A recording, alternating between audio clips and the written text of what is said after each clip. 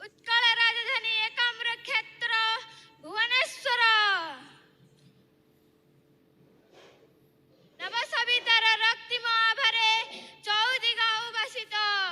गर्वित আজি शैलीर मरुत उत्कल जे आदजात पवित्र ए माटी पवित्र केदार पवित्र ए दंड धूली 12 मासे 13 परब पर्वाणी थांतिरे आमे पाली আজি सुरभि ठीक एही समय रे सुरभिर ताले ताले झुमी उठे सारा ओडिशा ओडिशार संस्कृति ओडिशार परंपरा ओडिशार अस्मिता को अविनश्वर रखिबा पाई আজি आमे संकल्पबद्ध आमे आसीछु सुदूर गजपति जिलार महाना ब्लॉक जेउ जिलार मौड़मणि महाराजा श्री श्री कृष्णचंद्र गजपति जहाँक अदम्य त्याग और बलिदानर प्रतीक आम स्वतंत्र ओडिशा मु तपस्या दलाई अष्टम श्रेणी छात्री आपण मानक चित्त एकाग्रता पाई स्वागत करुछि आम विद्यालयर कमल पुष्प गुच्छ को वंदे उत्कल जननी।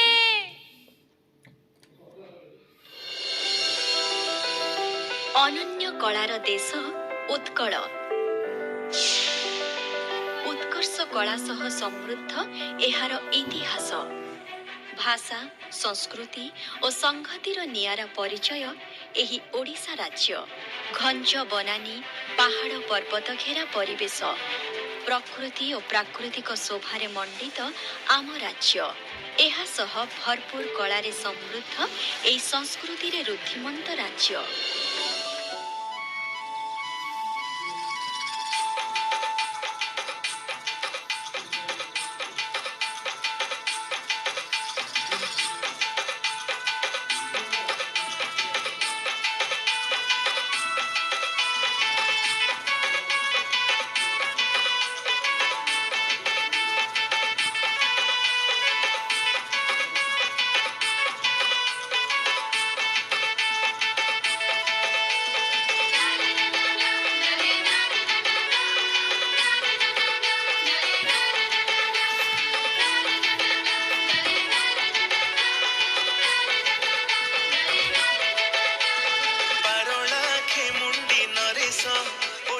गठन रे रखी गले जस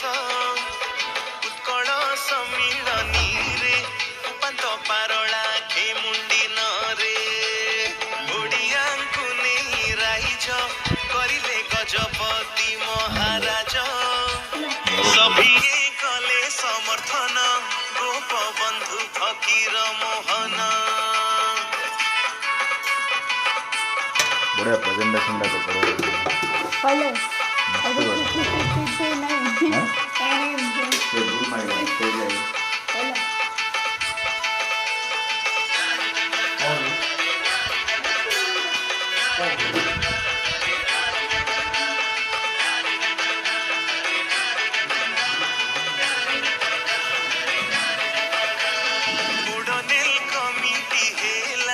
जयपुर पारला आउन रहिला श्री कृष्णचंद्र गजपति लंडन बैठक को गले झपटी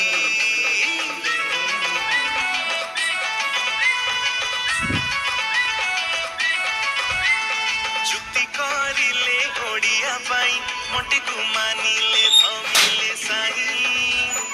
ओडिशा राज्य जन्म हेला गजपति नाम इतिहास रहिला।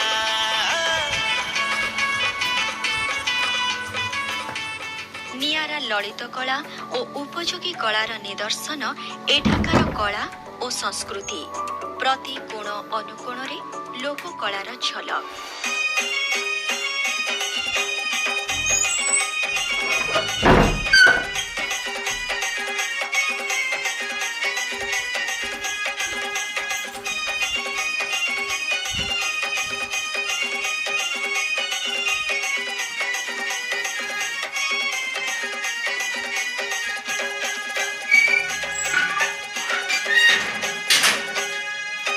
समृद्ध आमर ओडिशा सजनी कला कारुकार्य ख्याति सजनी लो कला कारुकार्य ख्याति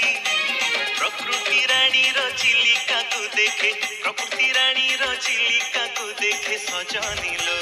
दिसे मनोहर अति सजनी लो दिसे मनोहर अति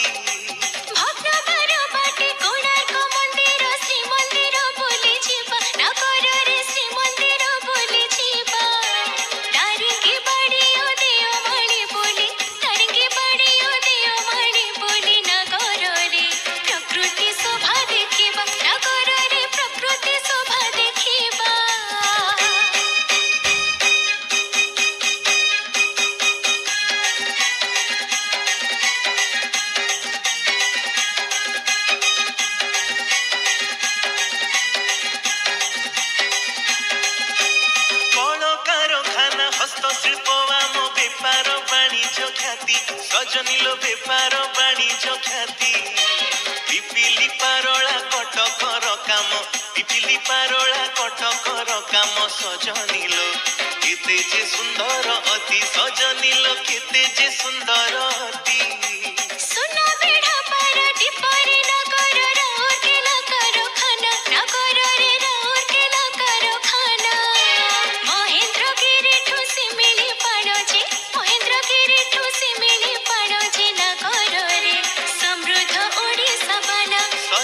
समृद्ध ओडिशा बाना नगररे समृद्ध ओडिशा बाना सजनी लो समृद्ध ओडिशा बाना 12 मासरे 13 जात सबुथिरे आम लोककलार झलक राज्यर कोण अनुकोणरे भरी रही आम लोककलार महत्व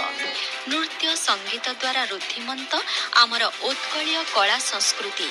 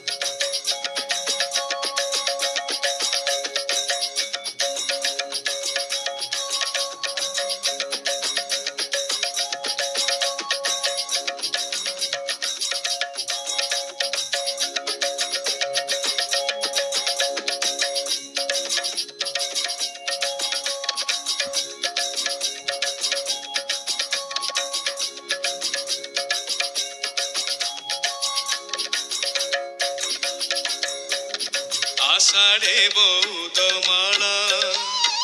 आषाढ़े बौद माला पहंडीरे बीजे श्री चकाडोला पहंडीरे बीजे श्री चकाडोला बड़ दांडे भीड़ भक्त माला आषाढ़े बौद माला आषाढ़े बौद माला अक्षुण्ण माटी कहे